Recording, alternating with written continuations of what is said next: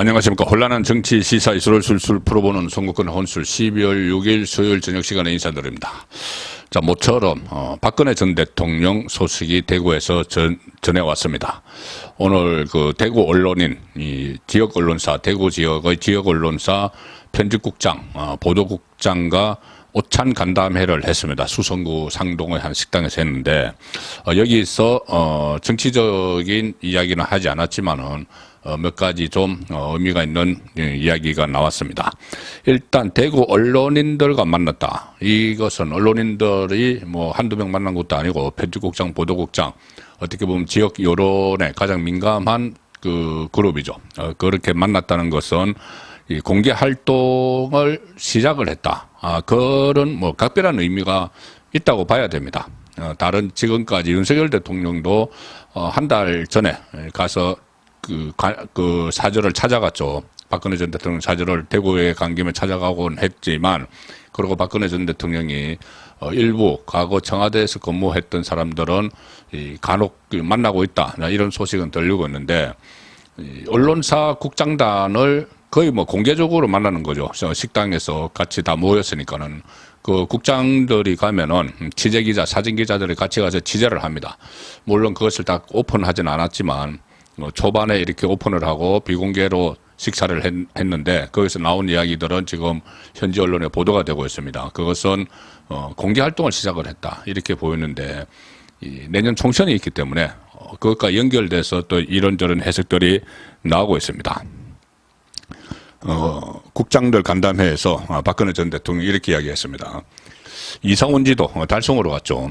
1년 6개월 됐는데 지역민들을 뵙지 못해서 마음이 쓰였다. 뵙게 돼서 반갑다. 그러니까 지역민들을 대표해서 언론사 국장단을 만났다는 이야기죠. 그리고 소위 말하는 아재 개그, 좀 썰렁 개그, 박근혜 전 대통령이 과거에 그런 개그를 많이 했죠. 그러니까 우스갯소리를 한 5차례 연달아 선보이면서 좀 상당히 밝은 모습을 이번에는 보였다. 건강이 많이 회복됐다고 합니다. 저도 과거에 박근혜 전 대통령이 정치권에 있을 때, 당대표를 하고 할 때나 비대위원장을 할 때 몇 차례 뭐 많이 이렇게 만나서 취재를 하고 했는데, 또 식사도 하고 했는데, 그때도 저는 이 아재 개그 같은 것을 박근혜 전 대통령에게 많이 들었습니다. 지금도 기억나는 것이 가령 이런 거죠. 어떤 게 아재 개그냐면 박근혜 전 대통령이 사용을 하는, 오늘 점심 때 한 5가지를 이야기를 했다는데, 가령 예를 들어서 이 충청도 방언으로 보신탕 있지 않습니까? 계곡이 보신탕을 드시느냐, 이거를 2글자로 뭐라고 하느냐, 충청도 방언으로 뭐 이렇게 물어서 자문자답을 합니다. 그 대답은 개혀, 뭐 이런 거, 개혀, 그러니까 계곡이 먹느냐는 이야기죠. 이런 식의 일종의 이 좀 아재 개그를 그 전에 많이 했는데, 지금 다시 그것을 한 5개를 연달아 했다. 상당히 좀 마음도 좀 편안해졌다, 이렇게 저는 느낍니다. 정치적 질문이 나왔겠죠. 편집국장들이 정치적 질문을 했는데, 오늘은 식사 자리니까 그냥 넘어가자 해서 정치 현안에 대한 질의는 더 이상 나오지 않았습니다. 다만 이런 이야기를 했습니다. 박근혜 전 대통령이 내가 대통령 재직 중에 국가 안보에 신경을 많이 썼는데, 실제 그랬죠.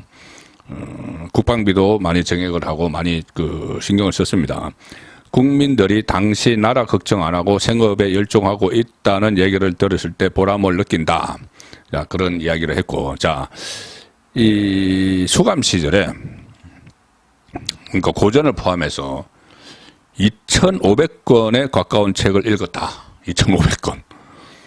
고전 중에서 정관정요, 그리고 사마강의 자치통감을 감명 깊게 읽었다. 상당히 어려운 책이죠. 요즘 시대에도 도움되는 내용이 많았다.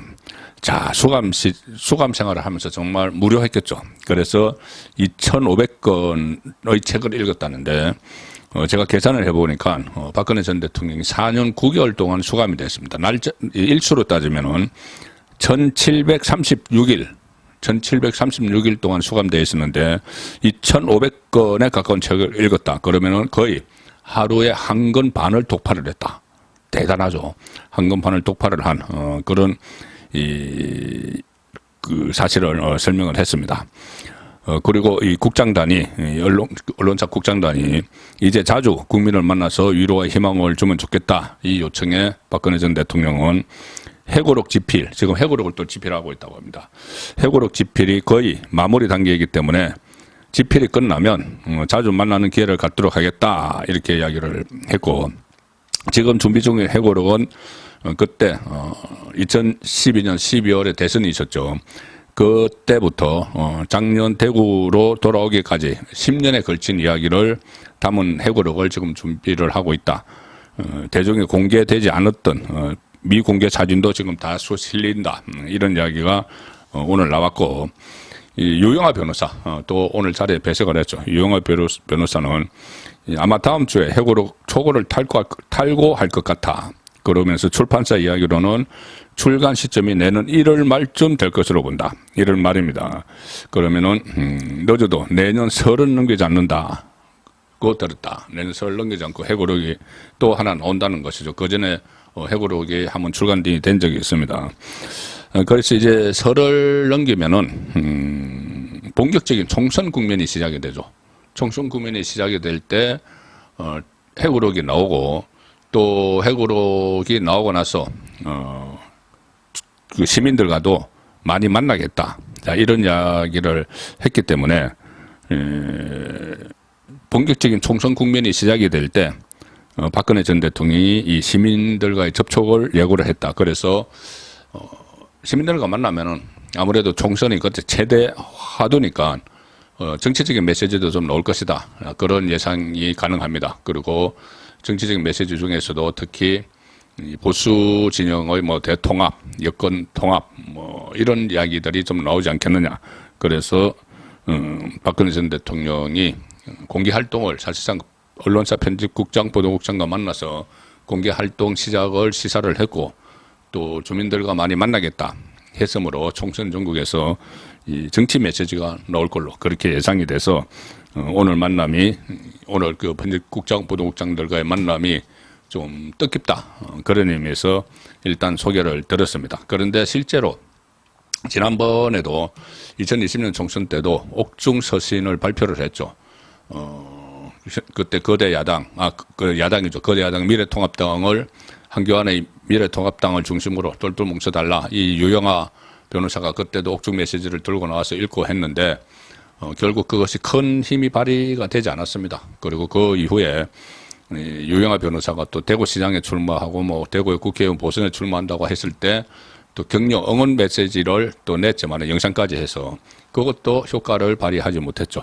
그래서 제가 계속 말씀드렸지만 박근혜 전 대통령은 이제 정치에서 좀 소환을 하지 않았으면 좋겠다. 정치인들이, 유영하 변호사도 마찬가지고 정치인들이 박근혜 전 대통령을 이제 정치에서 좀 나아줬으면 좋겠다. 이런 생각은 드는데, 어쨌든 유영하 변호사가 배석한 자리에서 박근혜 전 대통령이 본격적으로, 그러니까 뭐 본격적은 아니지만은 앞으로 시민들과 자주 만나겠다 한 이 메시지가 정치적 또 해석을 낳을 수가 있기 때문에 일단 오늘 제가 소개를 드렸습니다. 송국근의 혼술이었습니다.